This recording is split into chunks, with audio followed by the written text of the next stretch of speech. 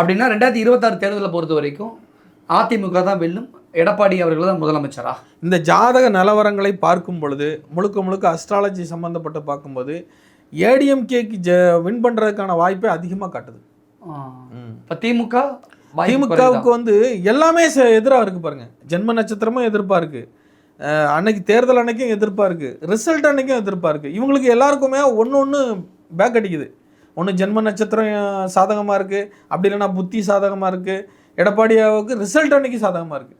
அப்படின்னா தனி மெஜாரிட்டி யாருக்குமே கிடைக்காதா? அதிமுகவுக்கும் சரி திமுகவுக்கும் சரி தனி மெஜாரிட்டி கிடைக்காது. தனி மெஜாரிட்டி யாருக்கும் கிடைக்காது. தனி மெஜாரிட்டி கிடைக்காம திணறும் பொழுது தான் ஒரு யாராவது ஒருத்தர் போய் எடப்பாடி ஐயாவுக்கு முட்டு கொடுக்க வாய்ப்பு இருக்குது, சப்போர்ட் பண்ணுறதுக்கு.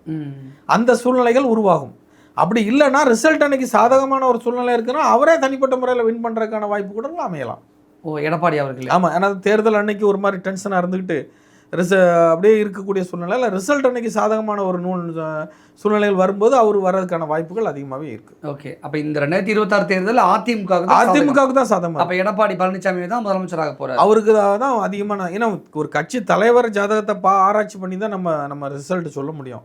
அப்படி பார்க்கும் பொழுது இவருடைய ஜாதகத்தை 4 பேருடைய ஜாதகத்தை அலசும் பொழுது இந்த 4ல் எது இப்போ நல்லா இருக்குது நல்லா இருக்குன்னா ரொம்ப ஹையாக இல்லை, ஓரளவுக்கு பரவாயில்லன்னா எடப்பாடி. அப்போ மறுபடியும் அந்த இடத்துல ஒரு தேர்தல் வரப்போதா? வரலாம், தேர்தல் வரலாம், அல்லது அந்த கட்சிக்குள்ளே கொஞ்சம் குழப்படிகள் வரலாம், வேற ஒருத்தங்க உள்ள நுழையலாம், இப்படி நிறைய குழப்பங்களாக சந்திப்பாங்க. அல்லது விஜய் மறுபடியும் விஸ்வரூபம் எடுக்கலாம். ஏன்னா அதுக்கப்புறம் ஜூலைக்கு பிறகு விஜய்க்கு மறுபடியும் நல்லாயிருக்கு.